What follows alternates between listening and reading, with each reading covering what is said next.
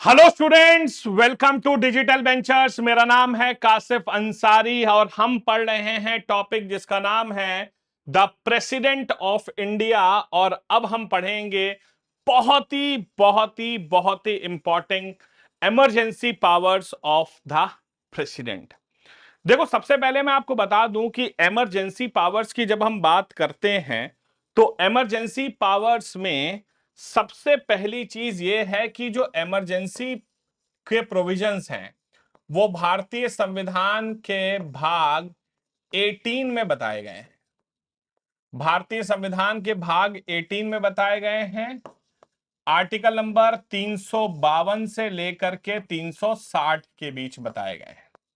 तो अनुच्छेद नंबर 352 से 360 पार्ट 18 में बताए गए हैं। और आपको यह भी मालूम होना चाहिए कि जो इमरजेंसी प्रोविजंस हैं वो गवर्नमेंट ऑफ इंडिया एक्ट 1935 से बोरो किए गए। तो भारत सरकार अधिनियम 1935 से इसे बोरो किया गया है। तो पार्ट 18 ऑफ द कॉन्स्टिट्यूशन में है आर्टिकल नंबर 352 से 360 और गवर्नमेंट ऑफ इंडिया एक्ट 1935 से इन्हें बोरो किया गया है। अब जब हम बात करते हैं भारत के राष्ट्रपति की, तो हमारे देश के जो राष्ट्रपति हैं उनको यह अधिकार है कि वो 3 तरह की इमरजेंसी की घोषणा कर सकते हैं। तो भारत के राष्ट्रपति महोदय जो हैं वो 3 तरह की इमरजेंसी घोषणा कर सकते हैं। सबसे पहले आती है हमारी नेशनल इमरजेंसी, जिसे हम कहते हैं राष्ट्रीय आपातकाल। नेशनल इमरजेंसी जिसे हम राष्ट्रीय आपातकाल के नाम से जानते हैं। अब पहले जमाने में क्या होता था कि प्रधानमंत्री साहब कहते थे और राष्ट्रपति महोदय इमरजेंसी लगा सकते थे, लेकिन अब ऐसा हमारे देश में बिल्कुल नहीं है। अब हमारे देश में ऐसा बिल्कुल नहीं है। अब नियम क्या कहता है, देखिए, लिख लीजिए, the president of India has the power, the president of India has the power to impose the national emergency, has the power to impose the national emergency on the recommendations of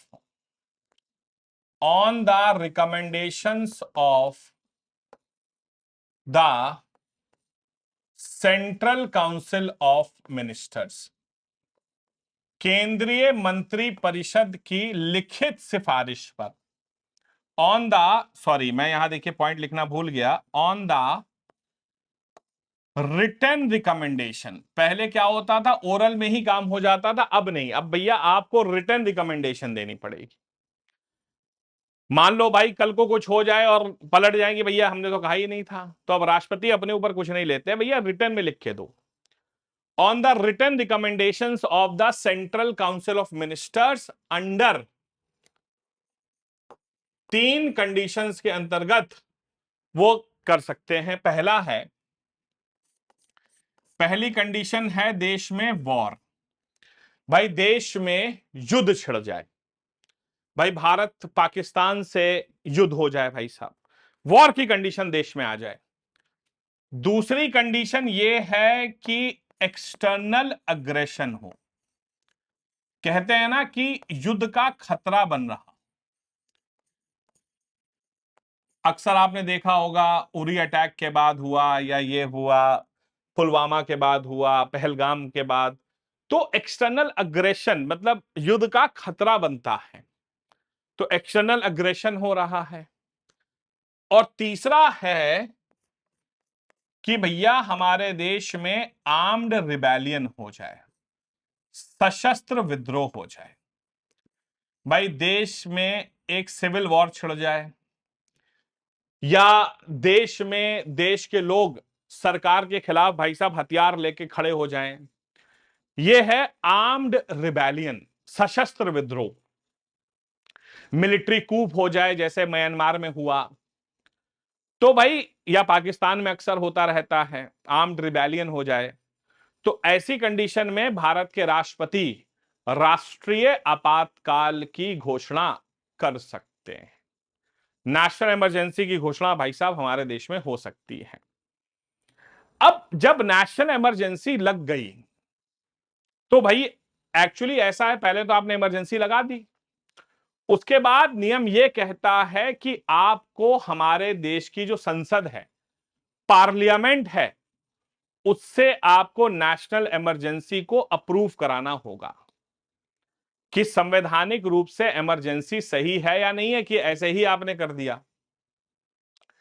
तो अब यहां पर बड़ा important point है, लिख लीजिए, the parliament of India, जो हमारे देश की पार्लियामेंट है, द पार्लियामेंट ऑफ इंडिया बोले तो लोकसभा प्लस राज्यसभा। पार्लियामेंट का मतलब होता है दो चीजें, Lok Sabha and Rajya Sabha needs to approve the national emergency with special majority. भाई साहब 2/3 की मेजॉरिटी से इसको अप्रूवल मिलना चाहिए। Needs to approve the national emergency with special majority within 30 days. तो भाई साहब 30 दिन के अंतर्गत हमारे देश की संसद इसे अप्रूवल दे। अगर 30 दिन के अंतर्गत अप्रूवल नहीं मिलता है तो यह इमरजेंसी जो है वो अनकॉन्स्टिट्यूशनल, गैर संवैधानिक मान ली जाएगी। तो 30 डेज के अंतर्गत भाई साहब आपको संसद से अप्रूवल चाहिए, वो भी स्पेशल मेजॉरिटी से चाहिए। अगर 30 दिन में संसद ने अप्रूवल दे दिया तो इमरजेंसी कंटिन्यू होगी। ठीक है, अब लिखिए, the national emergency is imposed, the national emergency is imposed for minimum 6 months, कम से कम 6 महीने के लिए लगेगी, फॉर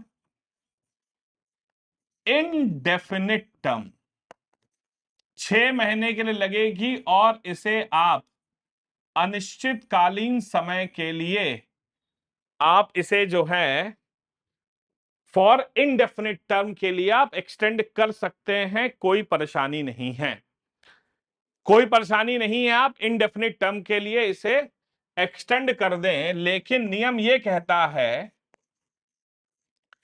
कि भाई साहब आपको रिपीटेड अप्रूवल लेने पड़ेंगे in every 6 month,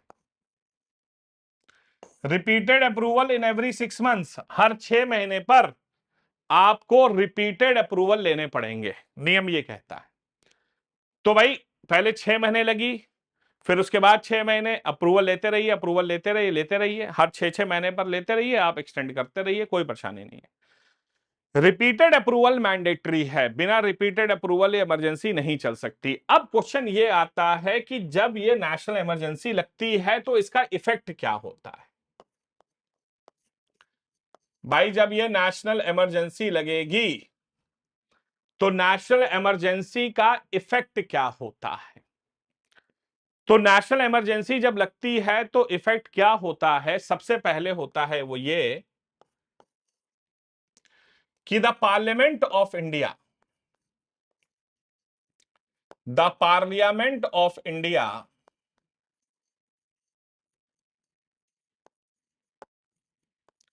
has the power to make laws on the subject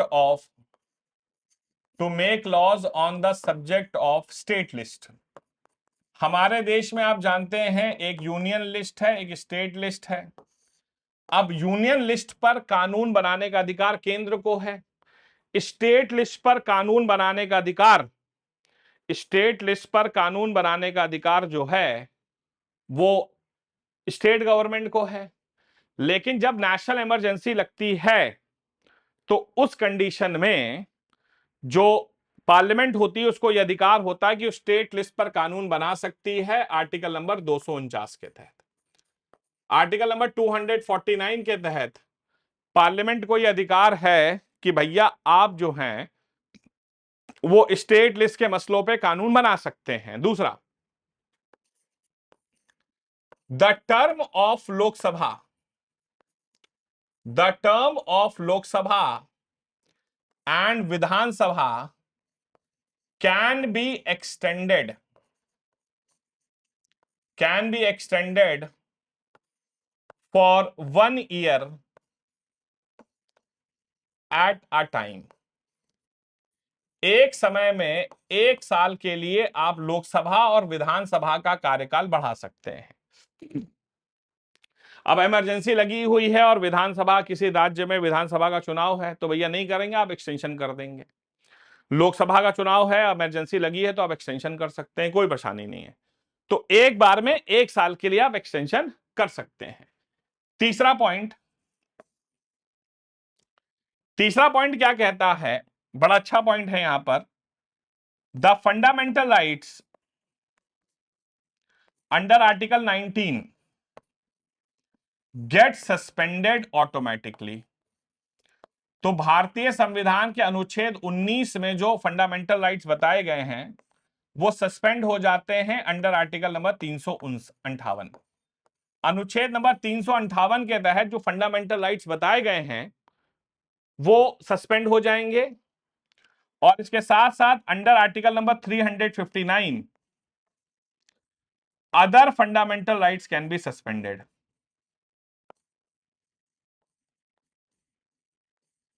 दूसरे फंडामेंटल राइट्स भी सस्पेंड हो सकते हैं, राष्ट्रपति कर सकते हैं, लेकिन उसमें एक नियम है, एक्सेप्ट 20 एंड 21, क्योंकि मैंने आपको पढ़ाया है कि 20 और 21 जो हैं, 20 और 21 बेसिकली क्या हैं, वो आपके जो होते हैं, वो आपके जो होते हैं वो एब्सोल्यूट फंडामेंटल राइट्स होते हैं, और वो जो होते हैं सस्पेंड नहीं हो सकते।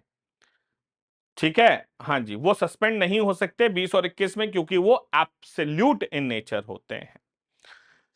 ठीक है, आगे। अब यहां तक तो आपने बात कर ली। अब हुआ ये कि हमारे देश में एक बार ऐसा हुआ कि जब इंदिरा गांधी जी ने गलत तरीके से इमरजेंसी लगाई, तो उन्होंने भाई साहब एक कानून पास किया 38 अमेंडमेंट एक्ट 1975, और उन्होंने कहा कि जो नेशनल इमरजेंसी है वो जुडिशियल रिव्यू के दायरे में नहीं आएगी। समझ रहे हैं, मजाक चल रहा है देश में। नोट में लिख लीजिए, by the 38th amendment act 1975, 38वें संवैधानिक संशोधन 1975 के तहत the national emergency was excluded from judicial review. तो इंदिरा गांधी जी ने कहा कि भैया नेशनल इमरजेंसी का जुडिशियल रिव्यू नहीं हो सकता। क्या बात है, असल में इंदिरा गांधी जी की मजबूरी थी बेटा। उन्होंने कुछ ऐसे कांड किए थे, उन्होंने चुनाव में बेईमानी करी थी, और इलाहाबाद हाई कोर्ट ने उन्हें पकड़ लिया था। इलाहाबाद हाई कोर्ट ने उन्हें अरेस्ट का वारंट जारी कर दिया था। अब उन्हें मालूम था, खुद को बचाने के लिए उन्होंने इमरजेंसी लगा दी देश में, कहा कि भाई देश का माहौल ठीक नहीं है। और फिर उन्हें लगा कि सुप्रीम कोर्ट इसको रिव्यू करेगी, तो उन्होंने कहा भैया सुप्रीम कोर्ट रिव्यू भी नहीं कर सकती है। भाई साहब, इंदिरा गांधी जी ने इमरजेंसी में 1975 में पकड़ पकड़ के लोगों को जेल में डाला। ये जितने आजकल लीडर्स आप देख रहे हैं ना, अटल बिहारी वाजपेयी साहब जो अब तो नहीं रहे, वो लालू प्रसाद यादव, जॉर्ज फर्नांडिस, हाँ जी, मुलायम सिंह यादव, शरद पवार, ये सब जो है उस जमाने में जेल में थे। आपने बहुत फेमसली सुना होगा, लालू यादव जी की बड़ी बेटी का नाम क्या है, आपको मालूम है ना? लालू यादव जी की बड़ी बेटी का नाम क्या है? मीसा। आपने सुना है? मीसा भारती उनकी बड़ी बेटी का नाम है। अरे मीसा कोई नाम थोड़ी ना है। दरअसल 1975 में नेशनल इमरजेंसी में लालू यादव जी धरे गए थे, और दरअसल उस समय उनकी बेटी पैदा हुई थी, वो जेल में थे, तो उन्होंने अपनी बेटी का नाम मीसा रख दिया था। क्यों? क्योंकि वो मीसा नाम के कानून में धरे गए थे, maintenance of internal security act, ये कानून का नाम है, तो उन्होंने अपनी बेटी का नाम ही रख दिया मीसा भारती। ठीक है, तो मीसा कोई नाम नहीं था, वो इमरजेंसी में पैदा हुई थी। ठीक है, लेकिन सुप्रीम कोर्ट तो सुप्रीम कोर्ट है। सुप्रीम कोर्ट ने कहा कोई भी चीज जुडिशियल रिव्यू के बाहर नहीं होती है। और मिनर्वा मिल केस 1980 में सुप्रीम कोर्ट ने बड़े साफ शब्दों में कहा कि नेशनल इमरजेंसी हो, कुछ भी हो, कम्स अंडर जुडिशियल रिव्यू। भाई सुप्रीम कोर्ट ने बड़े स्पष्ट शब्दों में कहा कि चाहे नेशनल इमरजेंसी हो या कोई भी हो, कोई भी चीज जुडिशियल रिव्यू के दायरे से बाहर नहीं हो सकती है। तो किसी की मनमानी नहीं है कि आप मन चाहे तो कोई भी चीज जुडिशियल रिव्यू से बाहर कर दें। तो भाई साहब पहले कहा गया था नहीं है, लेकिन फिर बाद में रखा गया। हमारे देश में 3 बार नेशनल इमरजेंसी की घोषणा की जा चुकी है। 1962 India China war, 1971 India Pakistan war, और 1975 से 1977। कारण बताया गया था internal disturbance.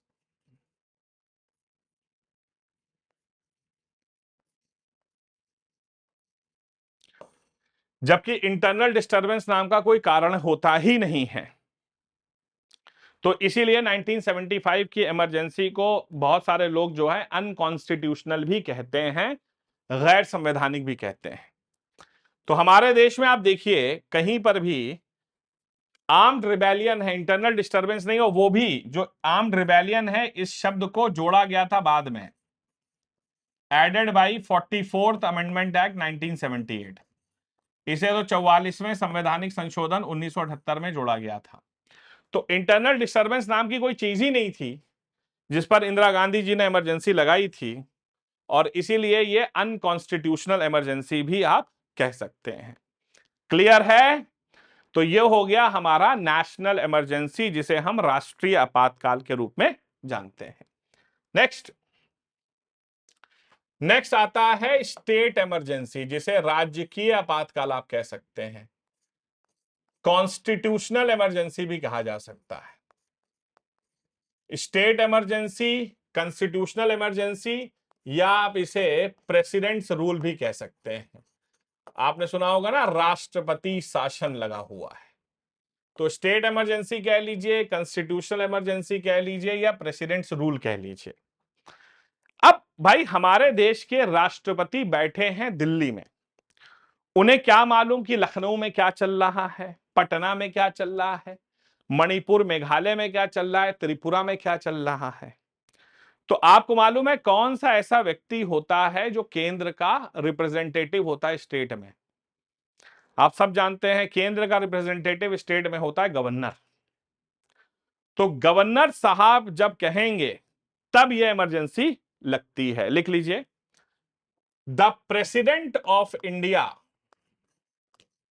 On the report of the governor of the state, on the report of the governor of state,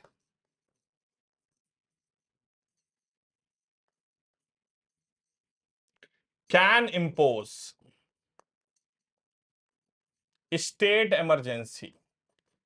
तो भारत के राष्ट्रपति on the report of the governor of the state can impose state emergency. हमारे देश में पहले इस पर बहुत फायदा भी उठाया जाता था। राज्य में सरकार किसी की है, गवर्नर किसी का है, गवर्नर साहब को पसंद नहीं, गवर्नर साहब ने कहा इमरजेंसी लगा दो। इस पर सुप्रीम कोर्ट ने बहुत संज्ञान लिया है। सुप्रीम कोर्ट कहती है कि भैया जब स्टेट इमरजेंसी लगेगी तो हम देखेंगे कि इंटेंशन मैलाफाइड तो नहीं था, मतलब जानबूझ के तो नहीं लगाया गया कि सरकार जो है कांग्रेस की है, गवर्नर बीजेपी का है, या बीजेपी की सरकार है, कांग्रेस का गवर्नर है, तो लगा दी गई।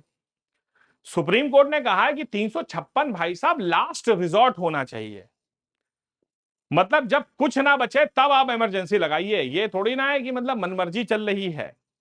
स्टेट इमरजेंसी आप लगा सकते हैं अंडर दो चीजें हैं, अंडर आर्टिकल नंबर 356 और अंडर आर्टिकल नंबर 365। अब इसका मतलब क्या है समझिए, आर्टिकल नंबर 356 क्या कहता है, if the state is not working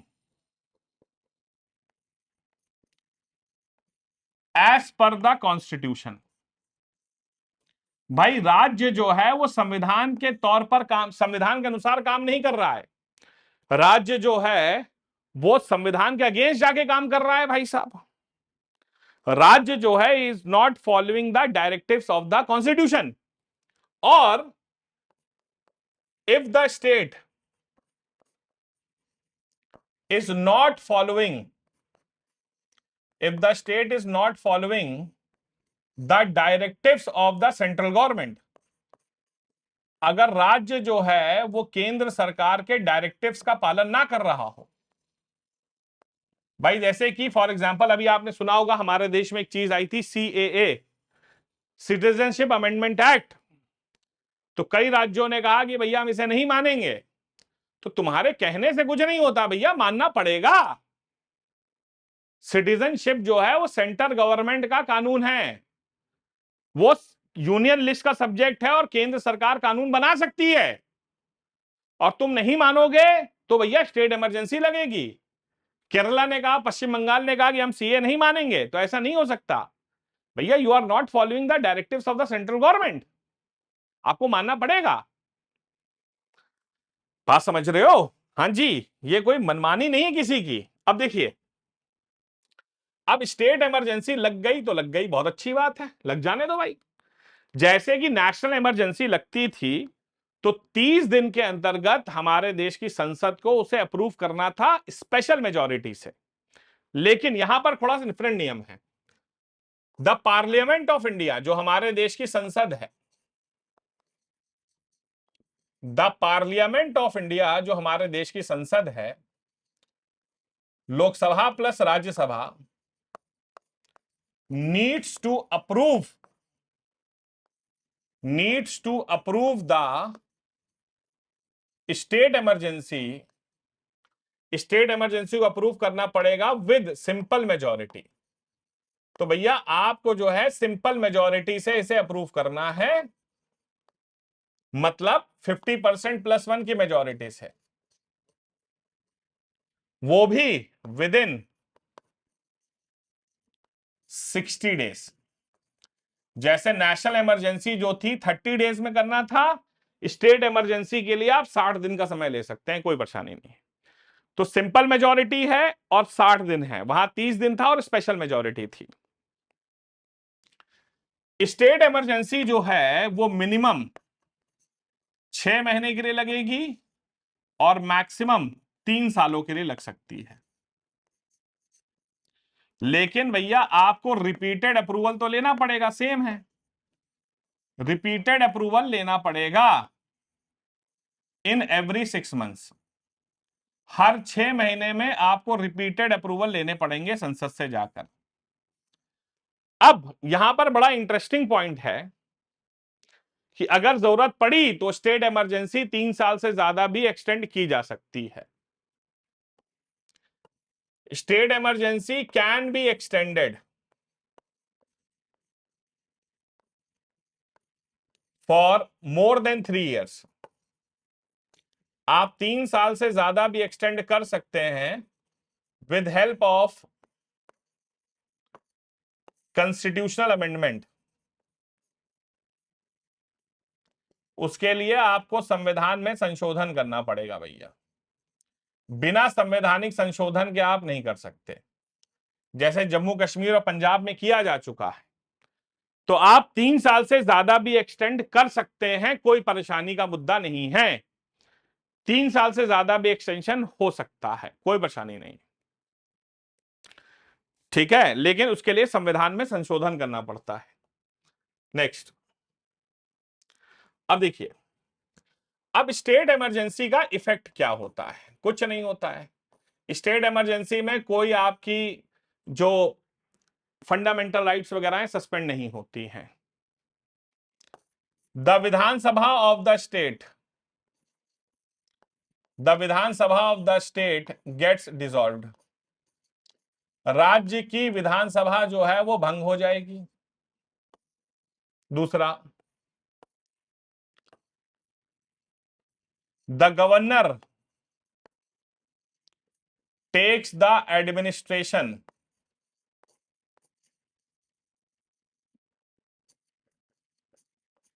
takes the administration of state in his hand, जो गवर्नर है वो राज्य के प्रशासन को अपने हाथों में ले लेगा भैया।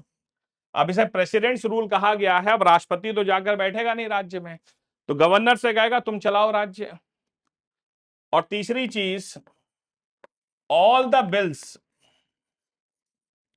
All the bills of the state, राज्य के जितने भी बिल होते हैं इंक्लूडिंग बजट, चाहे वो बजट ही क्यों ना हो, all the bills of the state including budget is passed by parliament.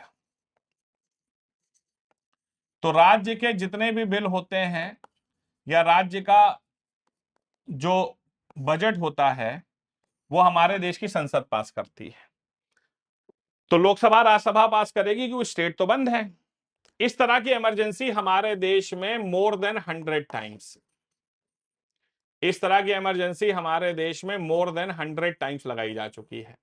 Question आता है कि सबसे पहली बार कहां लगी थी? स्टेट इमरजेंसी सबसे पहली बार पंजाब में लगी थी 1951 में। और पूछा जाता है मैक्सिमम टाइम्स कहां लगी है, तो मैक्सिमम टाइम्स लगी है उत्तर प्रदेश में, 10 बार लगाई जा चुकी है। उत्तर प्रदेश में स्टेट इमरजेंसी सबसे ज्यादा बार लगी है 10 टाइम्स, और सबसे पहली बार पंजाब में लगी थी 1951 में। मणिपुर में 8 बार लग चुकी है, वहां भी बड़ी डिस्टर्बेंस रहती है। ठीक है, तो ये हो गया भैया हमारा स्टेट इमरजेंसी, राजकीय आपातकाल। नेक्स्ट आता है तीसरा, जिसे हम कहते हैं फाइनेंशियल इमरजेंसी, वित्तीय आपातकाल, अंडर आर्टिकल नंबर 360। देखिए लिख लीजिए, the president of India can impose state emergency, sorry, can impose financial emergency if finances of the country are at risk,